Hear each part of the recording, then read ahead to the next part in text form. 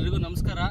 ಇವತ್ತು ನಮ್ಮ ರೈತರಾದಂಥ ವೆಂಕಟಣ್ಣಪ್ಪ ರೆಡ್ಡಿ ಅವರ ತೋಟದಲ್ಲಿದ್ದೀವಿ. ಇವತ್ತು ಚಾಕ್ವೇರ್ ಹತ್ರ ಇವ್ರದ್ದು ಒಂದು ಹಳ್ಳಿ, ಸಣ್ಣ ಹಳ್ಳಿ, ಚೇಳೂರು ತಾಲೂಕು ಮತ್ತು ಚಿಕ್ಕಬಳ್ಳಾಪುರ ಜಿಲ್ಲೆ. ಸೊ ಇವತ್ತು ಅವರದೊಂದು ತೋಟದಲ್ಲಿದ್ದೀವಿ. ಒಂದು ಬೀನ್ಸ್ಗೆ ನಮ್ಮ ಒಂದು ಜೈ ಕಿಸಾನ್ ಕಂಪ್ನಿಯ ಒಂದು ಗೊಬ್ಬರಗಳನ್ನ ಅವ್ರಿಗೆ ಡೆಮೋಗೆ ಕೊಟ್ಟಿದ್ವಿ. ಸೊ ಈಗ ಅವ್ರ ಕಡೆ ತಿಳ್ಕೊಳ್ಳೋಣ, ಯಾವ ಥರ ಅವ್ರಿಗೆ ರಿಸಲ್ಟ್ ಬಂತು ಅಂತ ಅವ್ರ ಕಡೆ ತಿಳ್ಕೊಳ್ಳೋಣ.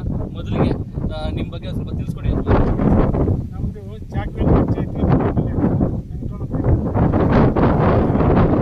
ಜೈ ಕಿಸಾನ್ ಕಡೆಯಿಂದ ಡೆಮೋ ಕೊಟ್ಟಿದ್ದರು.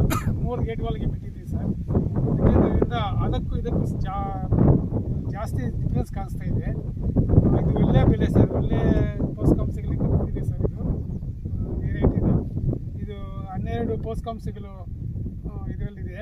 ಅದಕ್ಕೋಸ್ಕರ ಇವಾಗ ಬೀನ್ಸು ಆ ಕಡೆಗೂ ಈ ಕಡೆಗೂ ವ್ಯತ್ಯಾಸ ಕಾಣಿಸ್ತಾ ಇದೆ. ಒಳ್ಳೆ ರಿಸಲ್ಟ್ ಕೊಡ್ತಾ ಇದೆ ಸರ್ ನಮ್ಮ ಜೈ ಕಿಸಾನ್ ಕಂಪ್ನಿಯದು. ಈಗ ಏನೇನು ಬದಲಾವಣೆ ಕಾಣಿಸ್ತಾ ಇದೆ ಅಂದ್ರೆ ನಿಮಗೆ? ಸರ್, ಹೂ ಬಿಡಂಗಾಗ್ಲಿ, ಕಾಯಿ ಕಟ್ಟುವುದ್ರಲ್ಲಾಗಲಿ, ಎಲೆ ಕಲರ್ ಆಗಲಿ, ಎಲೆ ಎಲ್ಲ ಆಗಲಿ, ಎಲ್ಲ ಡಿಫ್ರೆನ್ಸ್ ಐತೆ ಸರ್. ಅದಕ್ಕೂ ಇದಕ್ಕೂ ಎಲ್ಲ ಡಿಫ್ರೆನ್ಸ್ ಐತೆ.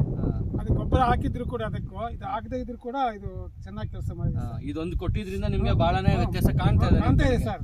ಒಳ್ಳೆ ರಿಸಲ್ಟ್, ಹೂ ಕಟ್ಟಿದೆ, ಕಾಯಿ ಚೆನ್ನಾಗಿದೆ, ತುಂಬಾ ಚೆನ್ನಾಗಿದೆ ಸರ್.